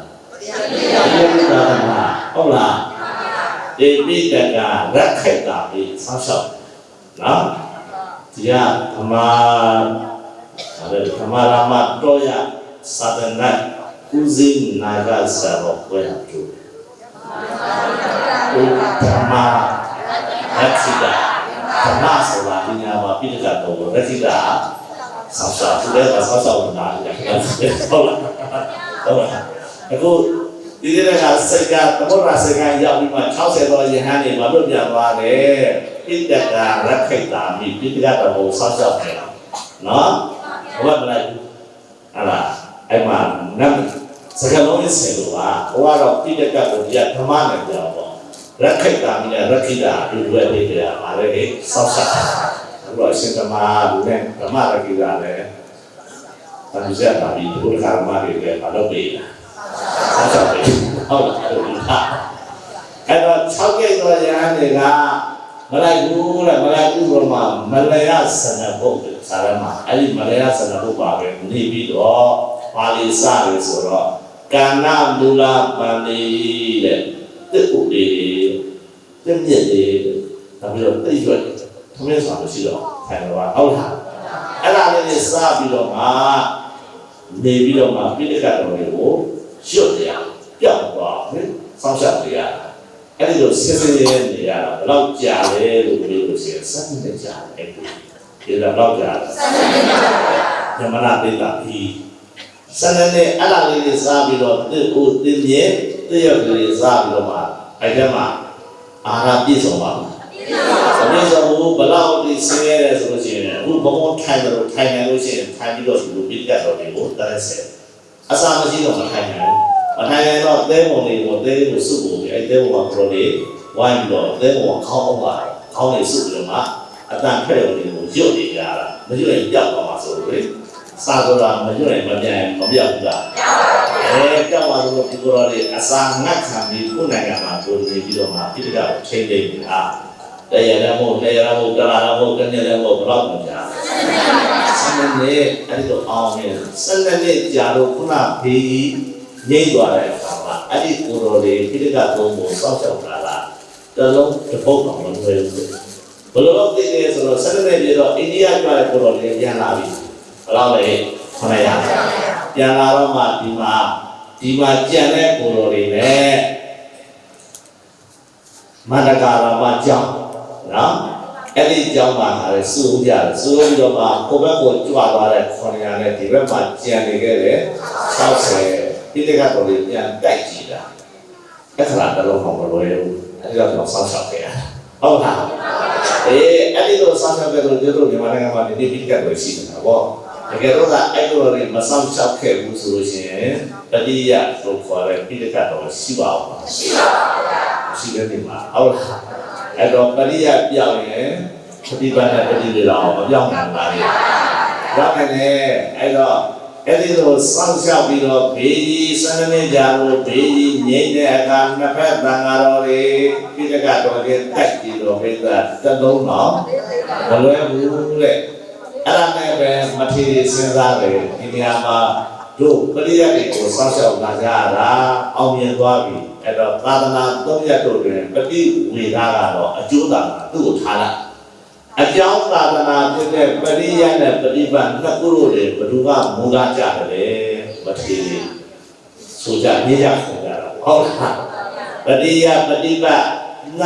စ်သာသနာနှစ်ရပ်တို့တွင်ဝေသာသနာမူရင်ပဋ္ဌာနာလေလို့အဲ့ဒီလိုမထေရနှစ်အုပ်စုနေကြတယ်ပရိယတ်ကမူလပါလို့ပြောတာဓမ္မဂတိကအုပ်စုဓမ္မဂတိကဆိုတဲ့ပုဂ္ဂိုလ်တွေကဓမ္မဂတိကဆိုတာပရိယတ်ကိုကြက်ပြီးဟောတာမဟုတ်လားဟိုကကြက်တဲ့ပုဂ္ဂိုလ်တွေအဲ့တော့ဓမ္မဂတိကတွေကဟေ့ပရိယတ်ကမူလกว่าဒီလိုဟုတ်လားဟိုပန်တုတ်ကိုဒုတင်ဆောင်လဲဆိုတာကသူကအကျင့်ကျင့်တာဒီကအဓမ္မလေးအကျင့်ကျင့်တဲ့ပုဂ္ဂိုလ်တွေဒုတင်ဆောင်တဲ့ပုဂ္ဂိုလ်တွေကပฏิပတ်केကိုစားပြီးဟေ့ပฏิပတ်ကမူလกว่าဓမ္မဂတိကတွေကဘာပြောလဲဟဲ့ပရိယတ်ကမူလဒုတင်ဆောင်ပုဂ္ဂိုလ်တွေကဘာပြောလဲပฏิပတ်ကမူလလို့အတိဆိုနှစ်အုပ်စုနေကြပုံကြတာပေါ့သံဃာတော်တွေအဲ့တော့ဒီလိုညင်းနေတော့မဖြစ်ဘူးငါရှင်တို့ဖျားရှင်ခေါ်တဲ့ပိဋကတ်တော်တွေအကိုးပြပြီးတော့ညင်းကြရအောင်ကိုယ်တော်လည်းကိုညင်းလို့တော့မရဘူးဟုတ်လားစာအကိုးပြပြီးညင်းကြရအောင်ဆိုတော့ပရိယတ်ပဋ္ဌာနာလို့ပြောတဲ့ဓမ္မဂတိကတွေကဆက်ကောက်ပြီးရွတ်တယ်ယောအာနန္ဒမယဓမ္မောသဝိနယောသဒေတိတောပညာတော်သောမမေစေနတ္ထာအဲ့ဒီပါဠိကိုကိုးပြီးတော့သူကပရိယတ်ကမူလအဲ့တော့ခုနပါဠိကဘာပြောလဲဆိုတော့မြတ်စွာဘုရားပြိဋိဘံသံဃာကြီးမှာရှင်အာနန္ဒကိုရှင်သာအာနန္ဒတဲ့မဟာဘုရားကသုတ်ဝိနည်းသုတ်အဘိဓမ္မာလို့ခေါ်တယ်ပိဋကတ်တော်ကိုဟောပြီးပြီးပညာပြီးပြီးတဲ့ပိဋကဘဏ္ဍပုံလေးပိဋကဘောဘုံနေတဲ့နာရအင်္ဂါကိုယ်တန်ဓမ္မခန္ဓာမှာ7ပါးလေးသာမှာတရားတွေကိုဟောပြီးပြီးတဲ့ငါဘုရားတတ်တော်ထင်ရှားရှိစဉ်မှာငါဘုရားကသူတို့ရဲ့ဆရာတတ်တော်ထင်ရှားရှိစဉ်မှာဘုရားကသူတို့ရဲ့ငါဘုရားတပါးလေးပြိဋိဘံစံသွားမယ်ပြိဋိဘံလို့ရှိရင်ဒီဓမ္မခန္ဓာလေးထားခဲ့ငါပဲပြိဋိဘံစံမှာဘယ်လိုကြမ်းလဲဓမ္မခန္ဓာတော့ဘာလဲပြိဋကတော်လေးကြမ်းမယ်ငါပြိဋိဘံစံလို့ရှိရင်ပြိဋကတော်တော်မှာသူတို့ရဲ့ဆရာပဲသူတို့ဆရာမရှိဘူးလို့အမှန်ပဲဆရာအမြဲရှိတယ်တို့ကအဲ့တော့ဆရာကဘာလဲတတ်တော်ထင်ရှားရှိစေဆိုရင်ဘုရားကသူတို့ရဲ့ဆရာပြိဋိဘံစံသွားရင်ငါသွားတဲ့ဆံမှာတဲ့ဘယ်လိုကြမ်းမလဲ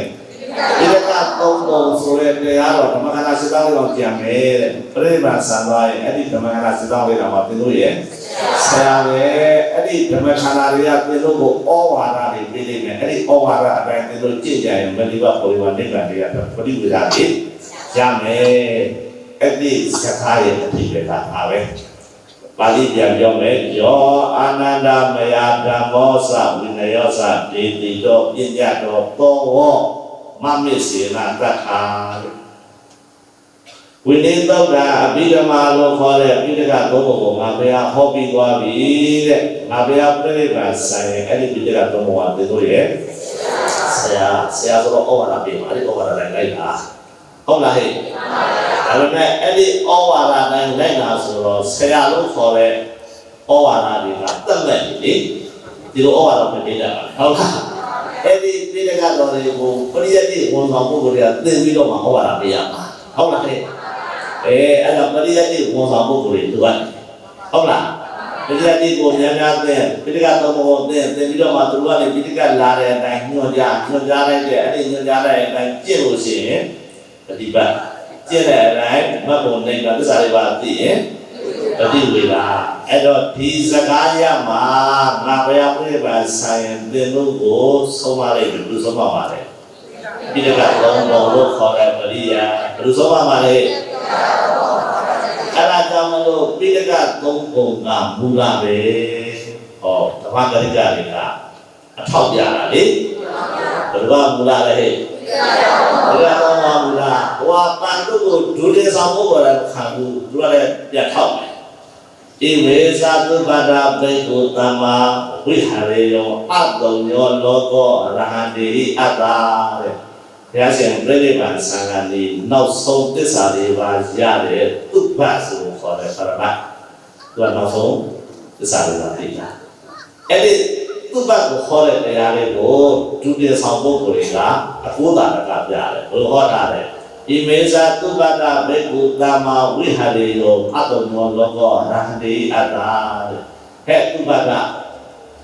ဆန္ဒဥသောငါဘုရားရဲ့တပည့်တွေကောင်းကောင်းနေလို့ရှိရင်တဲ့လောကကြီးမှာယဟန္တာဆိုတာတော့မှမစိတ်တော့ဘူးယဟန္တာအမြဲရှိတယ်ဟုတ်လားဟဲ့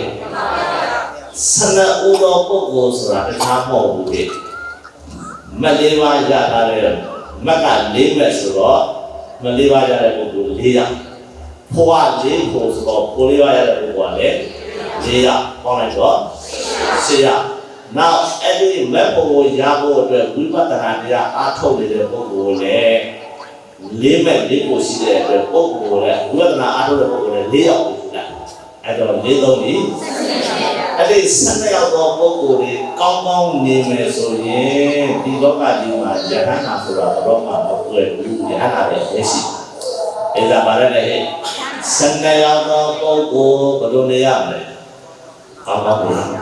အဲ့ဒါဘယ်လိုနေရမလဲကောင်းကောင်းနေမယ်ဆိုရင်လောကမှာယဟန္တာလည်းမစိဘူးသုံးမဲ့ယဟန္တာဆိုတာ၄မဲ့လေးကိုရတာလားသုံးမဲ့သုံးကိုရတာတဲ့အနာဂတ်နဲ့မစိဘူးဓမ္မနဲ့ကိုရတဲ့သက္ကရာကလည်းမစိဘူးဓမ္မနဲ့ကိုရတဲ့သောတာပန်လည်းမစိဘူးဘယ်လိုနေရမှာလဲကောင်းကောင်းနေရမှာအဲ့ဒါကောင်းကောင်းနေဆိုတာဘယ်လိုနေခန္ဓာကောင်းကောင်းနေပုံနေနည်းတွေပြောပြတဲ့ပြောကြအောင်ပဲတန်သူစက်ကတရားတော်ပါလေကောင်းကောင်းနေပုံနေနည်းဒီညမှာဘုရားရှင်အလိုတော်ကြပြောပါဆိုရင်ဘုံဘုံသိပြီလေဟုတ်လားကဲအမြင့်ဆုံးပုဂ္ဂိုလ်ယဟန္တာကအဲ့ဒီယဟန္တာလောက်လောကမှာကောင်းကောင်းနေတဲ့ပုဂ္ဂိုလ်ရှိလို့လားရှိပါဘူးဒါပေမဲ့ဒီနေရာမှာဘုရားရှင်ပြောခြင်းနဲ့ကောင်းကောင်းနေပြီးတော့ဘယ်လိုကောင်းကောင်းနေရမှာလဲဆိုတော့မိမိကယဟန္တာဖြစ်ပြီးဆိုရင်မိမိလိုယဟန္တာဖြစ်အောင်နောက်တဲ့တစ်ပည့်တစ်ပါးအနည်းဆုံးတစ်ပါးမွေးပြီးတန်နိုင်2ပါး3ပါး4ပါးအနည်းဆုံးတစ်ပါးတော့မွေးပြီးရဟုတ်လားဟဲ့မိမိယဟန္တာဖြစ်ပြီးဆိုလို့ရှိရင်အေးစိမနေနဲ့မိမိတစ်ပည့်လေးရတယ်ယဟန္တာဖြစ်အောင်အနည်းဆုံးတစ်ပါးတော့မွေးပြီးတစ်ပါးအထက်များတော့များပေါ့အဲ့ဒီလိုမွေးပြီးနိုင်မှလာကောင်းကောင်းနေတယ်လို့ခေါ်တယ်ဟုတ်လားလေသားကောင်းကောင်းနေပုံသိပြီလားမိမိကယဟန္တာဖြစ်ပြီးဆိုရင်မိမိလိုအဆက်အတန်းရောက်အောင်ဘယ်တစ်ပါးကိုဝိပ္ပိပြပါယဟန္တာပြအောင်ဝိပ္ပိဟုတ်လားအနည်းဆုံးတစ်ပါးမရမှာ2ပါး3ပါးများရင်ကိုမကောင်းလားတကယ်လို့အဲ့ဒီလိုဝိနိုင်တယ်ဆိုရင်ဆရာယဟန္တာပြိဋိဘံဆံသွားရင်တပည့်ယဟန္တာမဆက်ဘူးလားအဲ့ဒီတပည့်ကလည်းနောက်တစ်ပည့်ချဝိပ္ပိဟုတ်လားအဲ့ဒါကဆရာရတာလည်းဘောကကြတော့တပည့်ကနေဆရာပြန်လုပ်တယ်အဲ့ဒီဆရာကလည်းတပည့်ဝိနာတယ်ဆိုရင်ဆရာရဟနာပြန်တော့ဝင်တပည့်ရဟနာကလောကကြီးမှာမကြံခဲ့ဘူးအဲ့ဒီလိုဝိပင်းနိုင်ကောင်းကောင်းနေတယ်လို့ခေါ်တယ်ဒါဆိုလောကကြီးမှာရဟနာစိတ်တော်လို့လားဟောအတူပဲသုံးမဲ့သုံးကိုရတဲ့ပုဂ္ဂိုလ်ပါခေါ်တယ်အနာဂတ်မိမိအနာဂတ်ဖြစ်ရင်မိမိတပည့်ကိုလည်းအနာဂတ်ပြည့်အောင်အနည်းဆုံးတစ်ပါးဝိပင်းအဲ့တော့ဆရာအနာဂတ်သိရင်တပည့်အနာဂတ်မကြံဘူးလားကြံတယ်လားတပါးဝိပင်းပြောတာတကယ်လို့သာဆရာရဟနာနဲ့2ပါး3ပါး4ပါးစပြီးဝိပင်းခဲ့မယ်ဆိုလို့ရှိရင်ဆရာသိတော့လေတပည့်အနာဂတ်တွေတပည့်ရဟနာတွေအများကြီးမကြံဘူးလားအဲ့ဒီတော့မိမိအဆက်အတန်းကဲ့သို့သောတပည့်မျိုးမွေးထုတ်နိုင်မှသာကောင်းကောင်းနေတယ်လို့ခေါ်တယ်ဒါကောင်းကောင်းနေဖို့နေသိပြီလားသိပါဗျာအဲ့ဒီနည်းနဲ့ကောင်းကောင်းနေမယ်ဆိုရင်လောကမှာယန္တာမစိတ်သုံးဘူးတဲ့ငါတော့ယန္တာဖြစ်ပြီကွာငါတဏှာကျုပ်ပြီးအေးဆေးပဲနေတော့မယ်ဆိုဒီလိုနေမယ်ဆိုရင်တပည့်မမွေးနိုင်ဘူးဆိုရင်အဲ့ဒီယဟန္တာကိုကောင်းကောင်းနေလို့ပြောရအောင်လားမရပါဘူးဗျာဘုရားဟောဒေသနာရပြောတာနော်ယဟန္တာကိုကဲ့ရတာမဟုတ်ဘူးနော် အဲ့တော့ဘုရားဒေသတော်ရမိမိယဟနာဖြစ်ရင်နောက်တာယဟနာကိုအနည်းဆုံးတစ်ပါးမွေးပြီးတယ်တတ်နိုင်10ပါးအပါ20မွေးပြီးတယ်အဲ့ဒါဆိုရင်ဆရာယဟနာပြိဋိဘံစံတော်တဲ့လောကကြီးမှာယဟနာမပြတ်ဘူးတပည့်ယဟနာလေးကြံမယ်အဲ့ဒီတပည့်ကျလည်းနောက်တာမွေးပြီးဆိုလို့ရှိရင်ဒေသကျူတော်ဆိုတာသိတယ်ပါကျူဝင်တပည့်စိုက်ထားရဲ့လိုက်ပေါ်လာလေဟုတ်လားဟဲ့သူလည်းယဟနာတစ်ပါးနေတော့2ပါး3ပါး10ပါးတော့မွေးပြီးလို့ရှိရင်ကျူတော်လို့ယဟနာကြီးပွားမလာဘူးလားအဲ့ဒါဆိုလောကမှာယဟနာကြီးပြအောင်မလားမပြဘူးဟုတ်လားလက်စားနဲ့ပြောမယ်ဆိုရင်ဓမ္မာရာမတော်ရအကြောင်းမှာအခမှာတော့ဘယ်နှပါးရှိဘာလို့ရှိလဲဟုတ်လားအဲ့ဒီအခမှာတော့ပြောတာဆရာကောင်းနေဟုတ်လားဘယ်လိုပြောရလဲကောင်းနေဆိုတော့ဘယ်လိုရမှာလဲ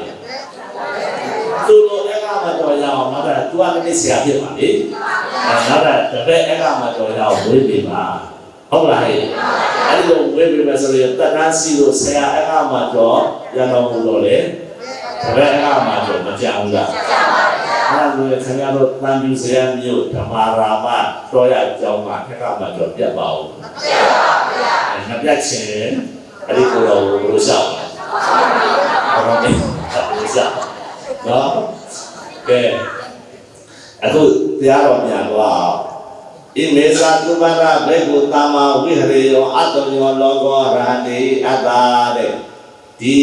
32ပါးသောယဟန်တွေကောင်းကောင်းနေမယ်ဆိုလို့ရှိရင်လောကကြီးမှာယဟန်နာ၄ဘက်၄ကိုရတယ်ယဟန်နာလည်းမပြတ်ဘူး၃ဘက်၃ကိုရတဲ့အနာဂတ်လည်းမပြတ်ဘူးတဲ့2ဘက်2ကိုရတဲ့တဂရကလည်းမပြတ်ဘူးဓမ္မ1ကိုရတဲ့သောတာပန်လည်းမပြတ်ဘူးတဲ့အရိယာတွေပြတ်ပါအောင်မလားမပြတ်ဘူးအဲ့တော့မပြတ်အောင်အရိယာတွေကအရိယာအဆင့်တို့ရောက်ပြီးတဲ့အရိယာတွေကမလုပ်ပါဘူးလေကောင်းကောင်းလေးဆိုတာဘာပြောတာလဲမိမိအဆင့်အတန်းနဲ့တူတဲ့တပည့်တွေကို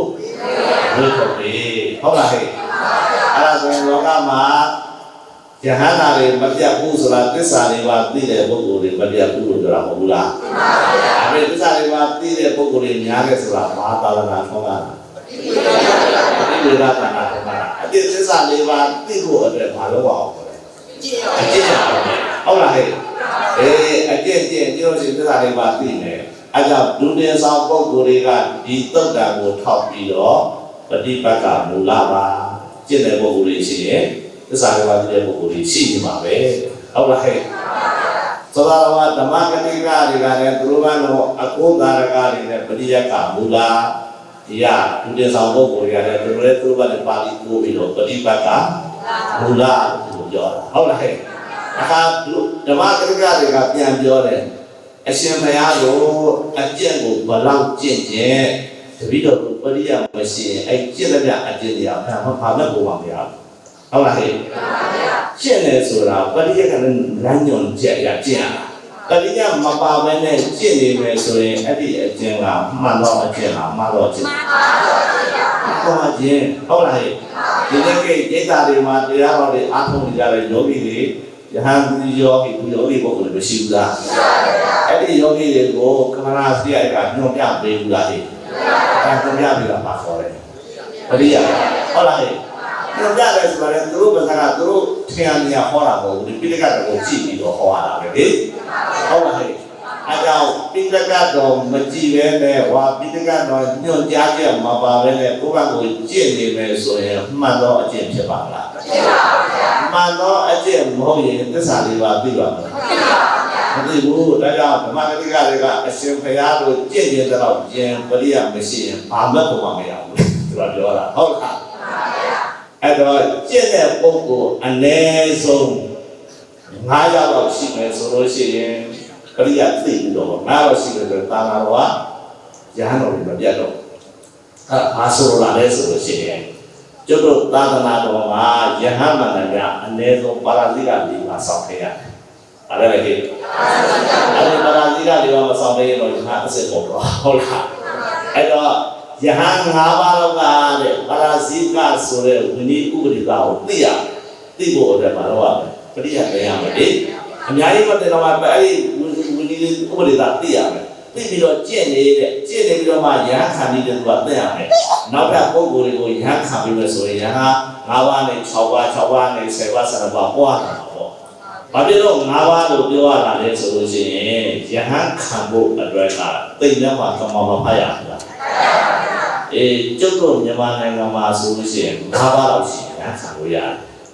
အိန္ဒိယနိုင်ငံရဲ့မစ္စည်းမဒေသကိုခေါ်တဲ့ဘုရားကာယကိုပြပွင့်နေညာလေးကျတော့10ပါးနဲ့မှယဟန်ခံလို့ရတယ်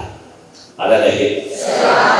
အိန္ဒိယမှာ10ပါးမှယဟန်ခံလို့ရတယ်လို့ဘုရားရှင်ကပြညတ်တာ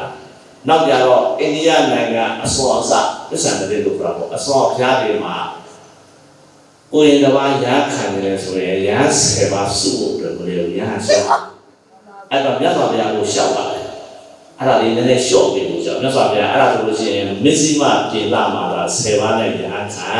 မစ္စည်းမဒေသကိုယ်ရဲ့ပစ္ဆန်တိဆိုရင်5ပါးနဲ့လည်းပါဘုရားခွင့်ပြုတယ်ဟုတ်လားအဲ့ဒါကိုမြန်မာနိုင်ငံပစ္ဆန်တိလည်းပါပါပေါ့ဗျာမြန်မာနိုင်ငံကမစ္စည်းမဒေသလည်းမပါဘူးမပါတဲ့အတွက်ဘဏ္ဍပါရှိရင်ညာခါပရာသီကသေခါပုဂ္ဂိုလ်လည်းနားလေလေဇာဟန်ခန္ဒီတွေနားလေလေအဲ့ဒီလိုနားလေလာပါလေပရိယာအဲ့ဒီနားလေပြီးတော့မှပြည့်တဲ့ပုဂ္ဂိုလ်၅ပါးလောက်ရှိလို့ရှိရင်နောက်ထပ်ဇာဟန်ဘုရားတဲ့ပုဂ္ဂိုလ်တွေစုစုရခါလိုက်ညာတော်တွေရမပါဘူးလား၅ပါးနဲ့50ပြည့်နဲ့900မဖြစ်နိုင်ဘူးလား၅ပါးမှမရှိဘူး၄ပါးလောက်ရှိတယ်ဆိုလို့ရှိရင်နောက်ထပ်တိုးလို့မရတော့ဘာဖြစ်လို့လဲဆို၄ပါးနဲ့ညာခံလို့မရဘူးလေဟုတ်လားဟဲ့အဲ့ဒါကလို့အခုပရိယသမားတွေကအရှင်ဘုရားကိုပရိယရှိပြီးတော့မှယဟန်၅ပါးလောက်ပါရှိမယ်ဆိုလို့ရှိရင်ယဟန်နဲ့အဆက်မပြအောင်ပွားလို့ရတယ်ပฏิပတ်ရောပฏิဝိဒါရောပွားလို့ရတယ်အဲ့ဒါကြောင့်မလို့အရှင်ဘုရားတို့ပฏิယတ်နေတာမူလာအဲ့တော့ဓမ္မလူကြတွေလက်လျှော့သွားကြတော့ဟုတ်တယ်ဟုတ်လားအဲ့တော့ဘုရားဘုရားလည်းဒီသာသာ3ရက်တယ်ပါပရိယဆိုတာဘာလဲဒီလက3ပုံအဲ့ဒီဒီလက3ပုံစာအုပ်ထဲမှာရှိုံကြောက်စာမှာရှိုံနဲ့ပရိယတိသာသနာပြန်ပွားပြီးထွန်းကားပြီးလို့ပြောလို့ရမှာလားစာအုပ်ထဲကြောက်စာထဲမှာရှိတဲ့ပိဋကတော်တွေကိုအထိပ္ပယ်ခေါ်နိုင်တဲ့ပုဂ္ဂိုလ်မရှိရင်ပရိယသာသနာနဲ့ပွဲနေတာပဲပရိယပွဲရင်ပฏิပတ်နဲ့ပရိဝိဒါဆိုတာလေတော့ဟုတ်လားဟဲ့အဲ့ဒါကြောင့်မလို့စာအုပ်ထဲကြောက်စာထဲမှာရှိနေတဲ့ပိဋကသုံးပုံဆိုတဲ့ပရိယတွေကိုအထိပ္ပယ်ခေါ်နိုင်ဖို့အတွက်သင်တဲ့ပုဂ္ဂိုလ်ကသင်ရမယ်ပို့ချတဲ့ပုဂ္ဂိုလ်ကပို့ချရမယ်ဟုတ်လားဟဲ့အဲ့ဒီလိုသင်ရပို့ချနေတဲ့ပုဂ္ဂိုလ်တွေကိုပရိယတိဝန်ဆောင်ပုဂ္ဂိုလ်လို့ခေါ်တယ်။ဘာခေါ်လဲ။ပရိယတိဝန်ဆောင်ပုဂ္ဂိုလ်။သင်တဲ့ပုဂ္ဂိုလ်တွေအခုဒုရကဓမ္မတွေအကုန်လုံးစွမ်းနိုင်ကိုယ်တိုင်သင်ရပရိယတ်ကိုလေ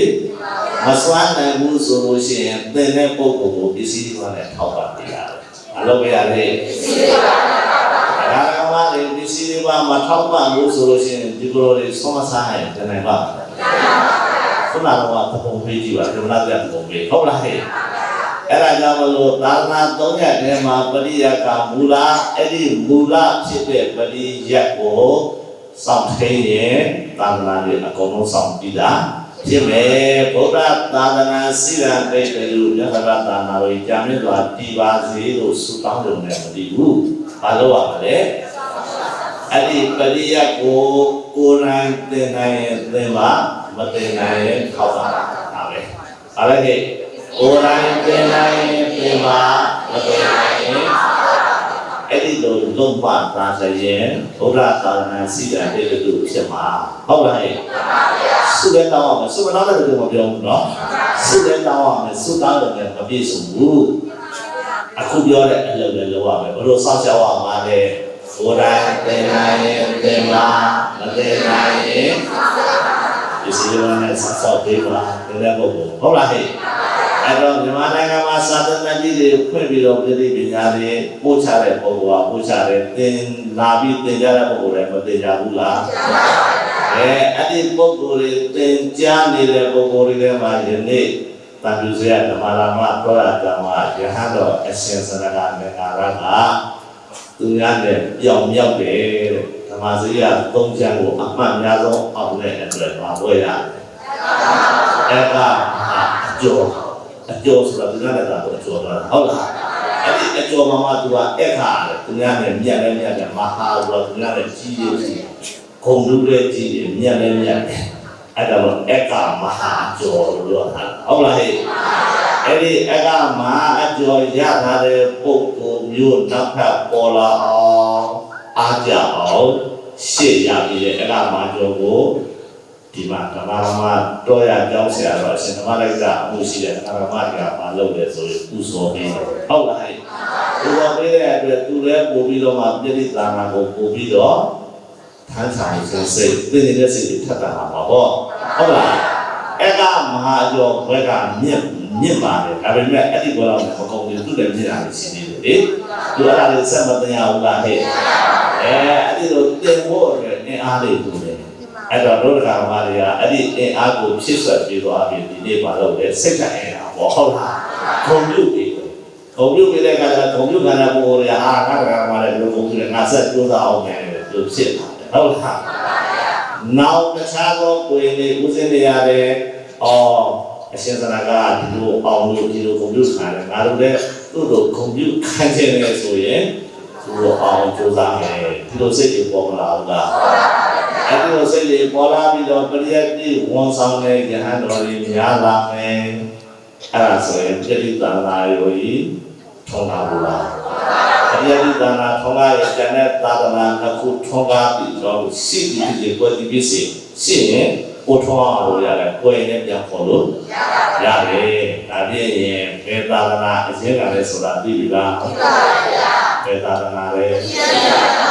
တ်တိသာသနာဟုတ်လားဟဲ့အဲ့ဒါကြောင့်မို့ဗုဒ္ဓသာသနာစည်းတဲ့သူတို့စရဲဆိုတော့ဟာအခုပြောတဲ့အလုပ်ကိုလည်းလုပ်ပါနောက်တော့ပါလေကိုယ်တိုင်တင်နေပရိယတ်ကိုတင်မှာမတင်နိုင်ရင်ဟုတ်ပါမှာဟုတ်လားဟဲ့သောတန်တေရခိတေတန်တေဟုတ်လားသောတန်တေရခိတေတန်တေပฏิပတ်တိဟောတိရခိတာပฏิပတ်တိယံထိတော်ထီတော်ယောဂေခေမနာထံတိသောတန်တေရခိတေတန်တေပိဋကသုံးဖို့လို့ဆိုတဲ့ပရိယတိသာသနာတော်ထင်ရှားရှိတယ်ဆိုရင်ပฏิပတ်တိသာသနာရဲ့ဒီပြီးဖြစ်ပฏิပတ်တိခေါ်တဲ့လက်ခိတာပฏิပတ်တိသာသနာကိုလည်းစောင့်ရှောက်ပြီးတာဖြစ်သွားတယ်ပฏิပတ်တိယံရှိတော်ဒီတော့ပฏิပတ်သာသနာတော်၌ပြီးတော့ဝါအကျဉ်းသုံးပါးကိုကျင့်တော့ဒီတော့ပညာရှိတော်ပုဂ္ဂိုလ်ဒီယောဂေခေမယောဂလေးပါးကုန်ရာနိဗ္ဗာန်မှာနာထံသတိမလျှော့ကြဘူးမပြည့်စည်ဘူးတဲ့ပိဋကသုံးဘုလို့ခေါ်တဲ့သုတ်တံပိဋကသုံးဘုလို့ခေါ်တဲ့ပရိယတ်ထင်ရှားရှိရင်ထင်ရှားရှိအောင်စောင့်ရှောက်နိုင်ရင်ပฏิပတ်ကိုလည်းစောင့်ရှောက်ပြီးသား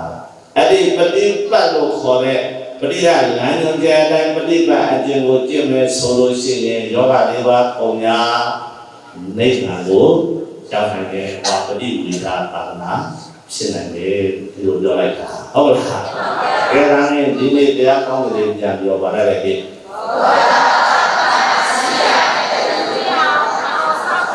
တ်ဆန်းဆန်းအဲ့ဒါကတော့ဘုံသာသနာ၃ရက်ကိုအတိတ်ပဲပြောတယ်ရှေ့ရှေ့က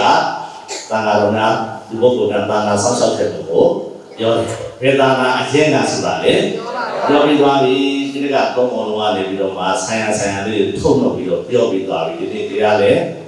ပြည့်စုံပါပြီဒီနေ့အကျိုးပြုတော့ပဲဟုတ်လားအဲ့တော့ဒီလောက်လည်းပဲသိကြအောင်နော်စနေတယ်ပြောတော့မယ်အဲ့တော့ဒီနေ့မွေးနေ့ပွဲနဲ့အကမှာတော့ဂုံပြုပူဇော်ပွဲအကျိုးဓမ္မတွေမှာဟောကြားတဲ့တရားတော်အဲ့ဒီတရားတော်နာမည်ကပါတယ်လေ